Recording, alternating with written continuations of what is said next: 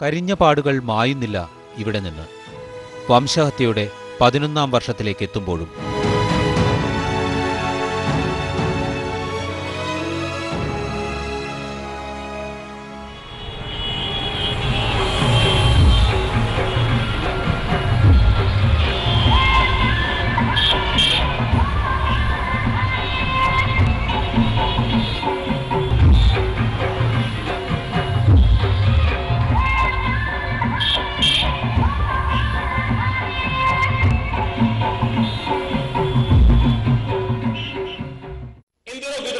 चर्चा होती है, लेकिन गुजरात ने अपने विकास की यात्रा के मॉडल में एक बात का ध्यान रखा है। हम सिंगल पिलर पर अपना टैंक खड़ा करना नहीं चाहते और इसलिए हमने हमारे पूरे डेवलपमेंट मॉडल को 3 आधार पर डेवलप किया है। 1/3 agriculture, 1/3 industry and 1/3 service sector. ഈ അവകാശവാദത്തിൽ കഴമ്പില്ലെന്ന് പറയാനാകില്ല.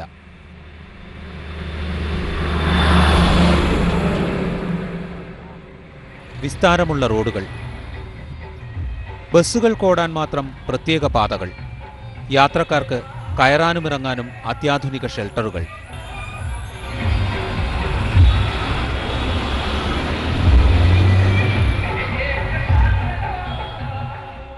വ്യവസായ പാർക്കുകൾ. വികസന കുതിപ്പിന്റെ ഉദാഹരണങ്ങളായി ഉയർത്തിക്കാട്ടപ്പെടുന്നു ഇവയെല്ലാം.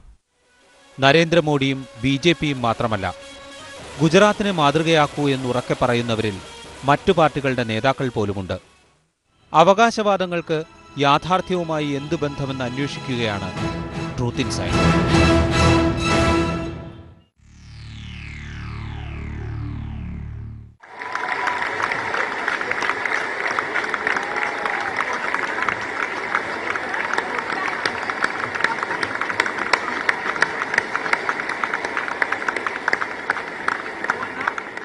ഗുജറാത്തിന്റെ എല്ലാ വിഭാഗങ്ങളെയും അഭിസംബോധന ചെയ്യുന്നതാണോ ഇപ്പോൾ നടപ്പാകുന്ന വികസനമെന്ന് അന്വേഷിക്കുമ്പോൾ മിഥ്യയും സത്യവും ബോധ്യമാകും. വികസനത്തിന്റെ അളവുകോലായി ഗുജറാത്ത് സർക്കാരും BJPയും മുന്നോട്ടുവയ്ക്കുന്നത് മൊത്തം ആഭ്യന്തര ഉൽപ്പാദനത്തിന്റെ തോതാണ്. പ്രധാനമന്ത്രി ഡോക്ടർ മൻമോഹൻ സിംഗും കേന്ദ്ര സർക്കാരും മുന്നോട്ടുവയ്ക്കുന്നതും ഇതേ അളവുകോൽ തന്നെ. രാജ്യത്തിന്റെ മൊത്തം ആഭ്യന്തര ഉൽപ്പാദന നിരക്ക് 6% താഴെ നിൽക്കുമ്പോൾ ഗുജറാത്തിൻ്റേത് 11%. വളർച്ചയുടെ ഈ കണക്കുകൾ കൊണ്ട് തന്നെ ഖണ്ഡിക്കുന്നവരുണ്ട്. മാധവ് സിംഗ് സോളങ്കിയും അമർ സിംഗ് ചൗധരിയും ചിമൻഭായ് പട്ടേലുമൊക്കെ മുഖ്യമന്ത്രിമാരായിരുന്ന കാലത്ത് ഇപ്പോഴുള്ളതിനേക്കാളധികം വളർച്ചാ നിരക്കുണ്ടായിരുന്നു എന്ന വസ്തുത അവർ ചൂണ്ടിക്കാട്ടും. വ്യവസായ വാണിജ്യ മേഖലകളിൽ ഗുജറാത്തുകാർ മുൻകാലത്ത് തന്നെ കാട്ടിയിരുന്ന ഔത്സുക്യം വളർച്ചയുടെ അടിസ്ഥാന ഘടകമാണെന്ന് പറയുകയും ചെയ്യും.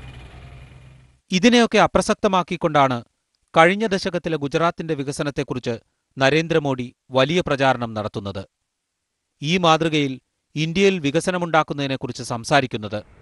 പക്ഷേ ജനജീവിതത്തെ ഈ അവകാശവാദവുമായി താരതമ്യം ചെയ്താൽ കാര്യങ്ങൾ ഭിന്നമാണ്.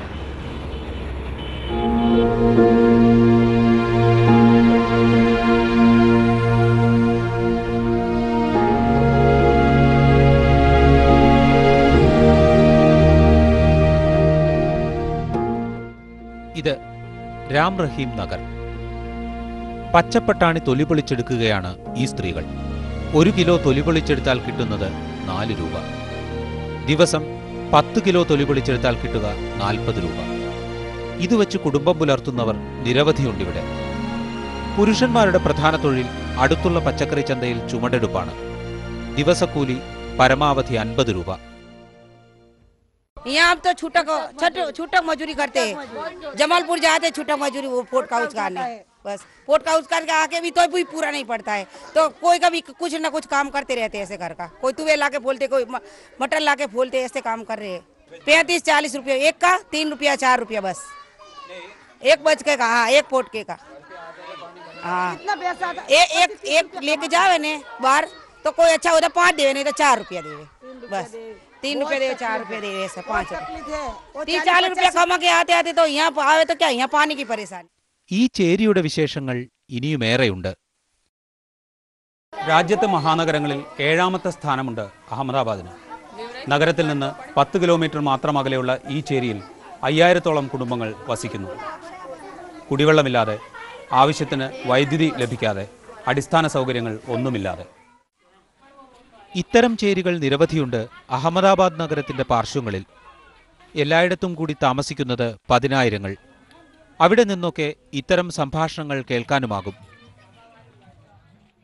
ना यहाँ पे नहीं है कोई स्कूल, वहाँ पे दूर है बहुत स्कूल, बहुत दूर है, 5 किलोमीटर दूर है. बच्चा पढ़ने के लिए जाता है, वो चल के जाता है बीच. हाँ बहुत दूर है ना, इसलिए चल के जाता है. बहुत परेशानी होती है, बहुत तकलीफ होती है बच्चे को. पढ़ने के लिए जाते नहीं है, बहुत दूर है ना, इसलिए बच्चे भेजते हम स्कूल तो वहाँ पे जाके घूमते फिरते नहीं जाते, कि बहुत दूर है इसलिए नहीं जाते. ഇവരെ എങ്ങനെ വികസനത്തിന്റെ ഭാഗമാക്കാമെന്നതിന് ഉദാഹരണമാണ് സബർമതി നദിക്കരയിലെ ഉയരുന്ന ഈ മനോഹര തീരനഗരം. ഇങ്ങനെ സുന്ദരമാക്കുന്നതിന് മുമ്പ് 15,000-ഓളം കുടുംബങ്ങൾ തിങ്ങിപ്പാർത്തിരുന്നു ഈ തീരത്ത്. ഒരു വലിയ ചേരി. അതിടിച്ചു നിരത്തിയാണ് ഇവിടം സുന്ദരമാക്കിയത്. അപ്പോൾ ഇവിടെ പാർത്തിരുന്നവരോ? അവരെങ്ങോട്ട് പോയെന്ന് ആർക്കും അറിയില്ല. റേഷൻ കാർഡോ മറ്റു തിരിച്ചറിയൽ രേഖകളോ ഇല്ലായിരുന്നു ഭൂരിഭാഗം പേർക്കും. അവരെ ഇറക്കിവിടാൻ പ്രയാസമുണ്ടായില്ല. തീരത്ത് അനധികൃതമായി കുടിയേറിയവരെ ഒഴിപ്പിക്കാൻ നിലവിലുള്ള നിയമങ്ങൾ നരേന്ദ്രമോദി സർക്കാരിന് തുണയായുണ്ടായിരുന്നു.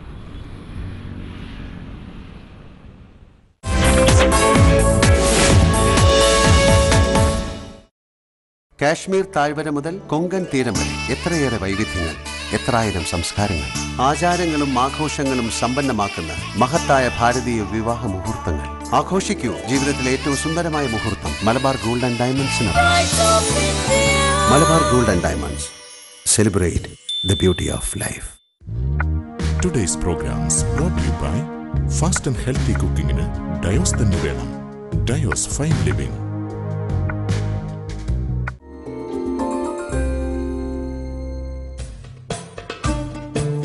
ഗൾഫ് വസന്തം തേടിയെത്തിയ മലയാളികൾ അറബ് നാടിന്റെ ഉയിർപ്പിൽ പങ്കുചേർന്നു.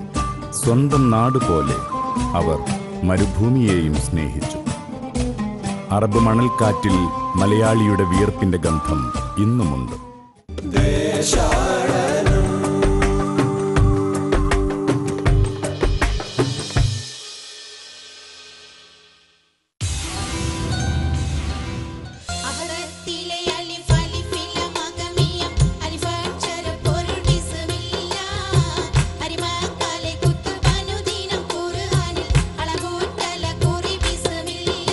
പ്രേക്ഷകരുടെ പ്രതീക്ഷ തെറ്റിക്കാതെ തന്നെ വളരെ നല്ല രീതിയിൽ തന്നെ ഈ ഷോ ഈ മേഖലയിലും മാപ്പിളപ്പാട്ട് മേഖലയിൽ ഒരു ഉന്നത സ്ഥാനത്ത് നിൽക്കുമെന്ന കാര്യത്തിൽ തർക്കമില്ല.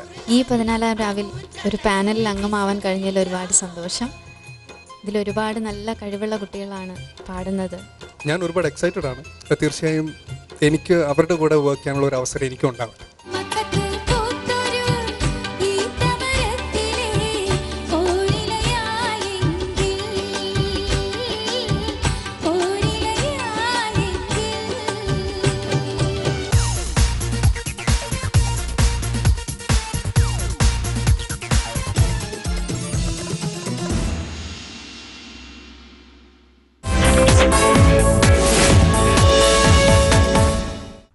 കർഷകരുടെ സ്ഥിതിയും ഭിന്നമല്ല. 4 ജില്ലകളിലായി കഴിഞ്ഞ 3 മാസത്തിനിടെ ആത്മഹത്യ ചെയ്ത കർഷകരുടെ എണ്ണം 45.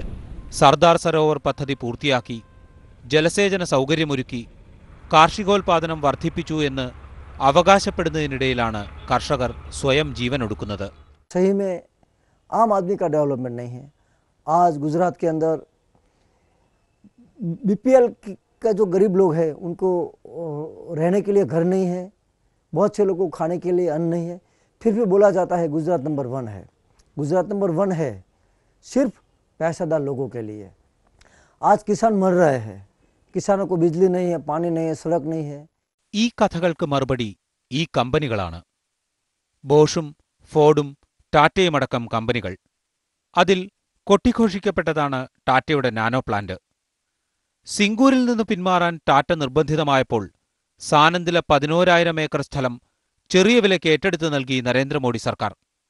എന്നാൽ അദാനിക്കും അംബാനിക്കും ടാറ്റയ്ക്കും ഭൂമി ദാനം പോലെ കൊടുക്കുകയാണെന്ന ആരോപണം ശക്തമാണ്. ഇതിലൂടെ സർക്കാർ ഖജനാവിനുണ്ടാകുന്ന നഷ്ടം വലുതാണെന്നും. मुंद्रा पोर्ट अहमदाबाद से 110 किलोमीटर दूरी पर पड़ता है और वहाँ सरकार ने, मोदी सरकार ने, गुजरात सरकार ने उसका डेवलपमेंट के लिए 15 गांवों की ज़मीन सस्ते में एक्वायर कर लिया. करीबन 8,000 करोड़ रुपए की ज़मीन वो एक्वायर करके गौतम अदानी की कंपनी है, उसको सिर्फ 80 करोड़ में दिया. और इस तरीके से 15 गांवों के खेडूतों के पास जो अपनी ज़मीन थी वो चली गई और ये बिग बिजनेसमैन जो अदानी हैं उसको दिया. और अदानी को ऐसे भी मोदी साहब बहुत खुश रखते हैं. अभी भुज में एक गवर्नमेंट हॉस्पिटल था बहुत बड़ा, वो भी अदानी को दे दिया. कॉम्पनसेशन को गवर्नमेंट फिक्स जो करती है वही मिलता है, ज़्यादा मिलता है ना. अब गरीब आदमी कोर्ट जा नहीं सकता है, उसके पास और पैसा नहीं है लड़ने के लिए कोर्टों में, तो बेचारा जो कुछ मिला वो लेके वहाँ से चला जाता है.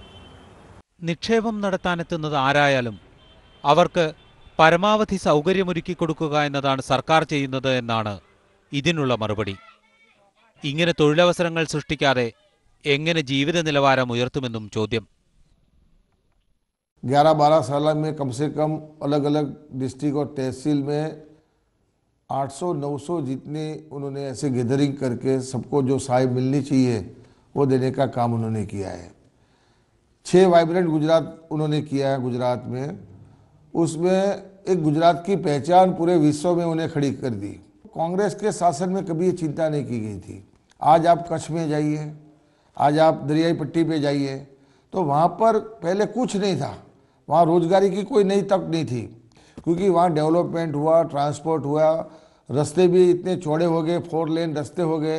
അവകാശവാദം ഇതാണെങ്കിലും ചില കണക്കുകൾ ഇതിനോട് യോജിക്കുന്നില്ല. പോഷകാഹാരക്കുറവുള്ള കുട്ടികളുടെ എണ്ണം ഇവിടെ 20 ലക്ഷമാണ്. തൊഴിലെടുക്കുന്ന കുട്ടികളുടെ എണ്ണം 83,855. ഇതെല്ലാം ഔദ്യോഗിക കണക്കുകൾ മാത്രം. All these facilities are not provided in government schools. So most of the parents like to place their child in a private school as compared to government schools. Sometimes in slum areas, all the students in the government schools are of backward classes. All the parents of that child are totally illiterate. They do not have how the study is important for the students. ഇതിനേക്കാൾ മോശം കണക്കുകൾ മറ്റു സംസ്ഥാനങ്ങളിൽ നിന്ന് ലഭിച്ചേക്കാം. പക്ഷേ വികസനത്തിന്റെ വലിയ വാദങ്ങൾ ഉയർത്തുമ്പോൾ കണക്കുകൾ കൂടുതൽ പ്രസക്തമാകുന്നു എന്ന് മാത്രം. കുറഞ്ഞ കൂലിക്കുള്ള അവകാശം പോലും ഗുജറാത്തിൽ നിഷേധിക്കപ്പെടുകയുമാണ്. There are certain developments in the infrastructure in Gujarat, primarily because there is a lot of industries coming in to Gujarat with their small amounts of capital. It's not that very large capital is inflowing, and primarily this capital is flowing into Gujarat for 2 reasons. One is that the labor laws are hardly enforced. Now coming back to the first question, it is diluted. Most of the time minimum wages are not paid. And today the government sources are themselves saying that so far as the ratio of the value that goes to the labor compared to the ratio of the value that goes to the employer, Gujarat stands at a very, very low level. So the exploitation, this factor essentially gives the exploitation factor, is one of the highest in Gujarat. Legal management is extremely poor. In fact, it is a form of a crony capitalism going on. Whoever gets to know the government or the ministers closely, they get a free hand over the resources, including the land. ഇത്തരം ആരോപണങ്ങൾ ഉന്നയിക്കാൻ മാത്രമുള്ളതാണെന്നും എല്ലാവരെയും ഉൾക്കൊള്ളുന്ന വികസനമാണ് നരേന്ദ്രമോദി സർക്കാർ നടപ്പാക്കാൻ ശ്രമിക്കുന്നതെന്നും വിശദീകരണമുണ്ട്. Decentralized development has been a government's agenda since last 10 years. And the rural areas is, as per the data, the recent economist recently visited across Gujarat. He wrote a book about it. The data says that since last 2010 was much improved in rural development as per the data, and it has been a great achievement for the government, and the rural development is leaping towards upper middle class model, and it will be a role model for the states also.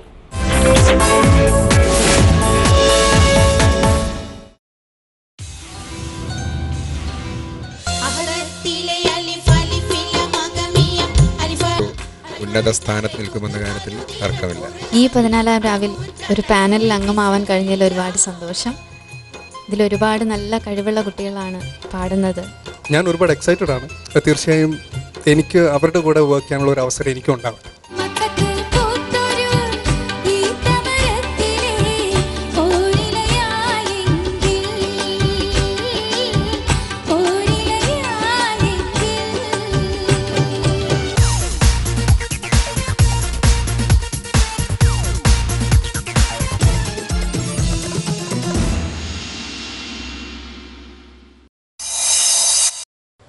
എൻ്റെ പ്രസ്ഥാനത്തിന് എതിർപ്പുണ്ടാവാം, അഭിപ്രായ വ്യത്യാസങ്ങളുണ്ടാവാം, പക്ഷേ ഉള്ളത് ഭംഗിയായി അവതരിപ്പിക്കാൻ കഴിവുള്ള ഒരു കൂട്ടം ആളുകളാണ് മാധ്യമം നടത്തുന്നത്. അതിൻ്റെ തനി പകർപ്പ് തന്നെയാണ് മീഡിയ ഓൺ എന്ന് പറഞ്ഞാൽ മാധ്യമം ഒന്ന് എന്ന് തന്നെയാണ് മലയാളത്തിലൊക്കെ പറഞ്ഞാൽ.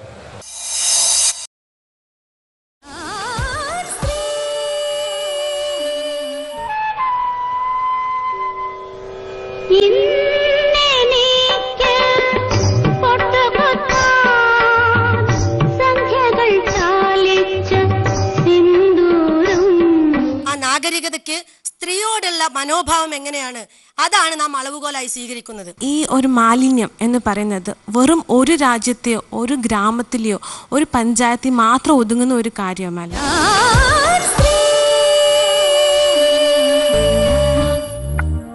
മലബാർ ഗോൾഡൻ ഡയമണ്ട്സ് ഞാൻ സ്ത്രീ brought you by Malabar golden diamonds.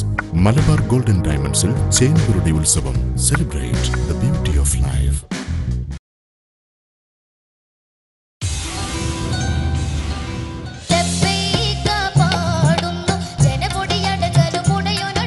പ്രേക്ഷകരുടെ പ്രതീക്ഷ തെറ്റിക്കാതെ തന്നെ വളരെ നല്ല രീതിയിൽ തന്നെ ഈ ഷോ ഈ മേഖലയിൽ, മാപ്പിളപ്പാട്ട് മേഖലയിൽ ഒരു ഉന്നത സ്ഥാനത്ത് നിൽക്കുമെന്ന കാര്യത്തിൽ തർക്കമില്ല.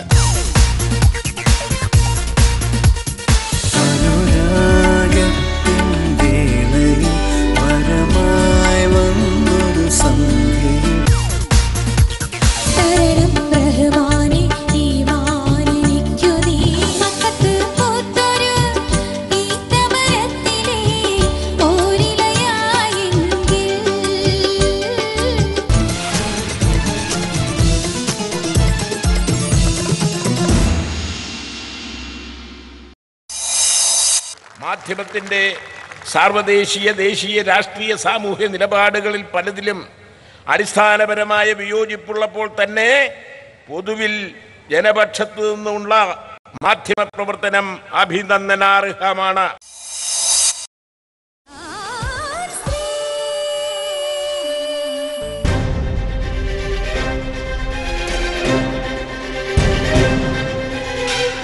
സ്ത്രീജന്മം, നാട്യങ്ങളില്ലാതെ നാടകങ്ങളില്ലാതെ ലോകത്തിന്റെ പാതി അവകാശികൾ സ്ത്രീ സ്വത്വം പ്രകാശിപ്പിക്കുന്നു. ചരിത്രത്തിന്റെ ശിലാലിഖിതങ്ങളിൽ പുതിയ അടയാളപ്പെടുത്തലുമായി ഞാൻ സ്ത്രീ. സ്ത്രീയെ സ്ത്രീയായി പ്രകാശിപ്പിക്കുന്ന മലയാളത്തിലെ ആദ്യത്തെ മെഗാ ഷോ ഞാൻ സ്ത്രീ. സമ്മാനം നാടിനും നാട്ടുകാർക്കും.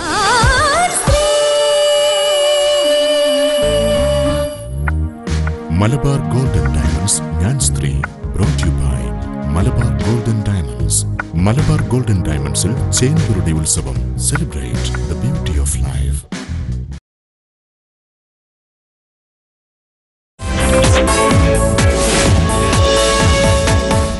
गवर्नमेंट ऑफ इंडिया की जो सहाय मिलती है, गुजरात गवर्नमेंट की जो योजना है, उसका पूरा लाभ रूरल एरिया के लोगों को मिले, उसकी सतत वो चिंता करते हैं।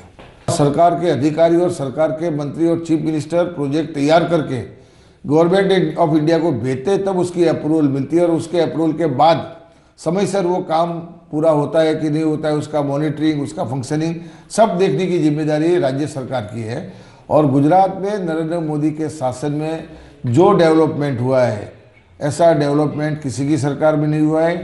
കേന്ദ്ര പദ്ധതികൾ കാര്യക്ഷമമായി നടപ്പാക്കുന്നുവെങ്കിൽ രജീന്ദർ സച്ചാർ കമ്മിറ്റി ശുപാർശകളുടെ അടിസ്ഥാനത്തിൽ ആവിഷ്കരിച്ച പദ്ധതികൾ നടപ്പാക്കാത്തത് എന്തുകൊണ്ടെന്ന ചോദ്യമുയരുന്നു. 2002 വംശഹത്യക്കിടെ അഭയാർത്ഥികളായി മാറിയവരുടെ പുനരധിവാസം എന്തുകൊണ്ട് പൂർത്തിയാകുന്നില്ലെന്ന ചോദ്യവുമുയരുന്നു.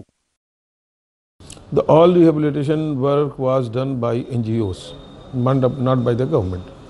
And at every nook and corner, government is trying to make hurdles.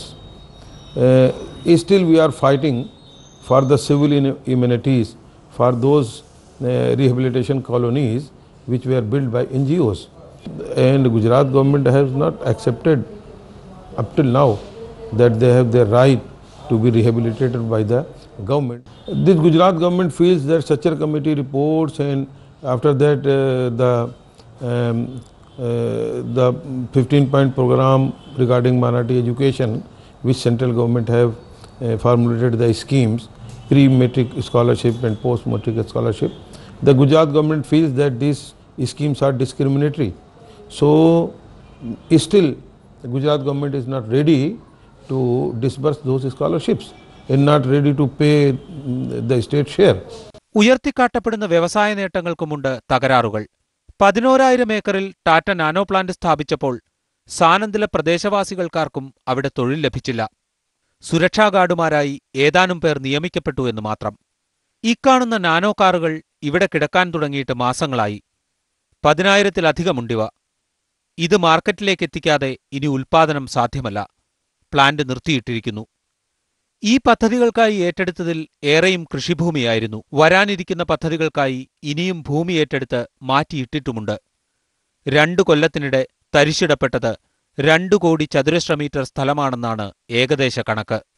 നഗരങ്ങൾ വികസിക്കുകയും ഗ്രാമങ്ങൾ ശോഷിക്കുകയും ചെയ്യുമ്പോൾ എങ്ങനെയാണ് ഗുജറാത്തിന്റെ ശരീരം ആരോഗ്യപൂർണമാണെന്ന് അവകാശപ്പെടാനാകുക?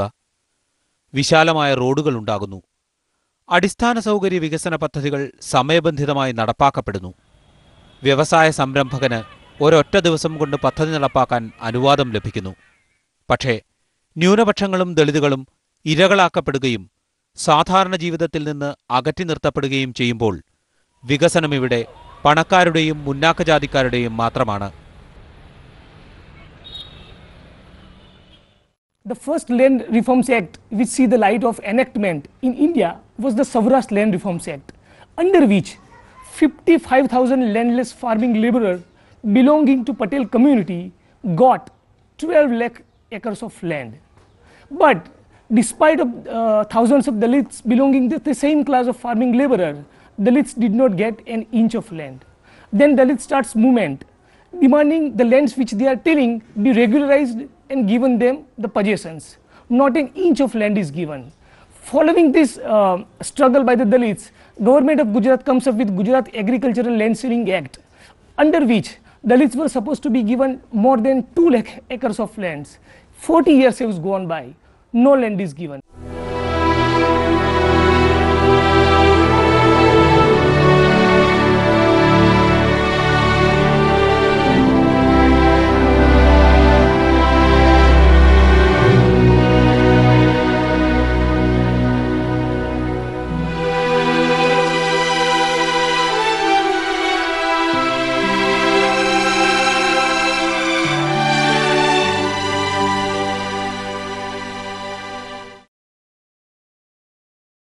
പതിനൊന്ന് കൊല്ലം മുമ്പത്തെ ഫെബ്രുവരിയിൽ വർഗീയവാദികൾ കൊന്നും ചുട്ടും നശിപ്പിച്ച Gulbarga സൊസൈറ്റിയാണിത്.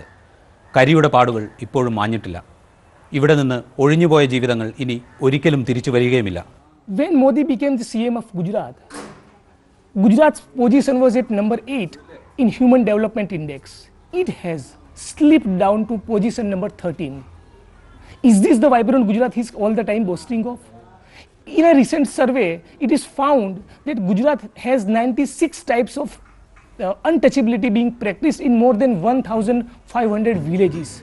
Gujarat has more than 1 lakh manual scavengers. Hundreds of Dalits have been socially boycotted over the period of 1.5 decades. But in not a single case, state would intervene. So the obvious question that comes to my mind, just not as a Dalit, but as an ordinary citizen, that is this the vibrant Gujarat that Narendra Modi is all the time boasting of? What kind of sadbhavna he is extending to Dalits, minorities and ordinary people?